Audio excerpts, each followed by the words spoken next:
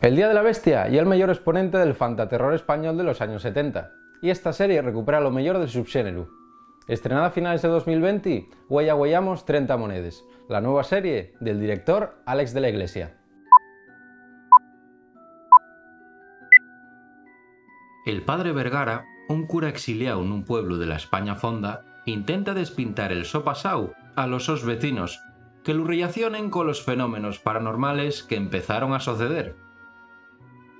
Paco, el inocente alcalde, y Elena, una inquieta veterinaria, van a tratar de desvelar los sos secretos y el significado de una antigua moneda que Vergara caltiene oculta. 30 monedes sorprende pa' bien, con un primer capítulo frenético que sirve de bien buen ejemplo para todo lo que nos espera mientras los 8 episodios de la temporada. Una aventura con horror, fantasía, suspense y los típicos toques de humor ibérico, roblada por Àlex de la Iglesia y Jorge Guerrica Echevarría.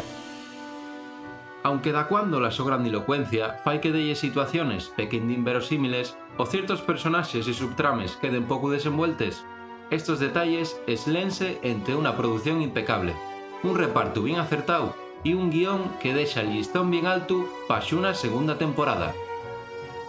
En sin duda, 30 monedes foi una de las mejores series del 2020. Con Àlex de la Iglesia más fiel que nunca al so estilo, vamos a estar pindios para ver cómo nos sorprende na segunda temporada.